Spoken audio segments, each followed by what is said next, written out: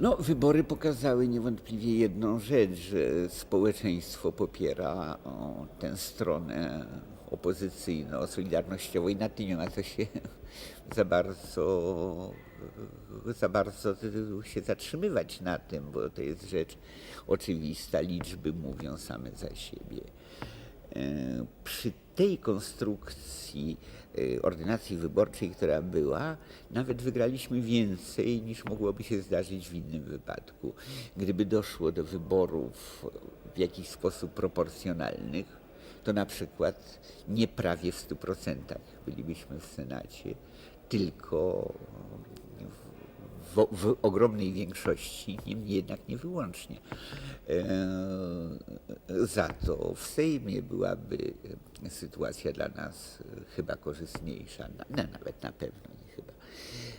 I z tego wyboru no wszyscy sobie zdali sprawę, że trzeba wyciągnąć polityczne konsekwencje i widzimy, że z większym czy mniejszym powodzeniem jednak się te konsekwencje wyciąga. Ja znalazłem się jako kandydat w tych wyborach z tego prostego powodu, że od bardzo wielu lat jestem działaczem opozycji, który no, ma tam jakieś swoje karty dosyć istotne, chociaż w ostatnich czasach nie należałem bynajmniej do gremiów naprawdę kierujących życiem Solidarności. Nawet należenie do tej tak zwanej 60, nim Komitet Obywatelski się ukonstytuował, był to udział w ciele, które odgrywało rolę doradczą, ale nie należałem do tych gremiów najściślejszych kierujących Solidarnością. Niemniej ta pozycja, którą miałem, wystarczyła to, żeby wszyscy w tym kierownictwie Solidarności uważali za oczywiste, że powinienem być kandydatem. No i okazało się, że komplikacja z moją kandydaturą była większa niż się spodziewano. Przeszedłem, jak wiadomo, dopiero w drugiej turze. Przyczyna była taka, że mimo iż Radom, szczególnie robotniczy Radom, pamiętał, czym jest KOR i orientował się, jaka była moja rola w KOR-ze, co mi dawało w samym Radomiu i w niektórych miastach przemysłowych Radomia, no, kolosalne ułatwienie w akcji wyborczej, to skądinąd natknąłem się na dużą kontrakcję, która częściowo była związana z lokalnymi środowiskami kościelnymi,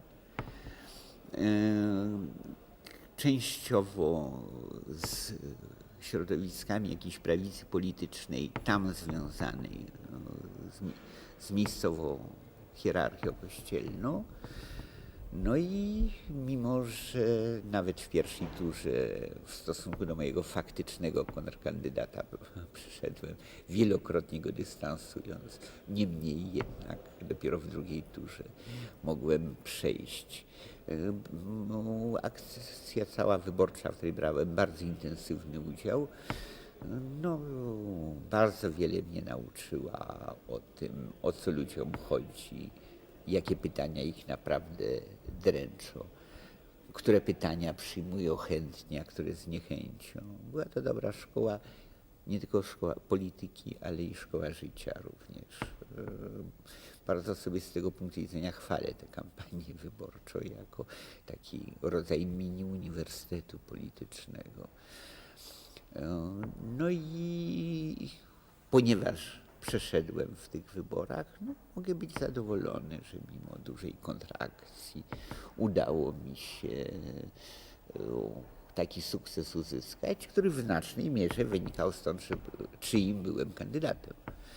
Gdybym nie był kandydatem Solidarności, to byłaby sytuacja inna. Między innymi kontrakcja przeciwko mnie polegała na wypominaniu mi tego, iż jestem przewodniczącym Polskiej Partii Socjalistycznej. Jak widać w oczach wyborców, nie zaszkodziło mi aż to do tego stopnia,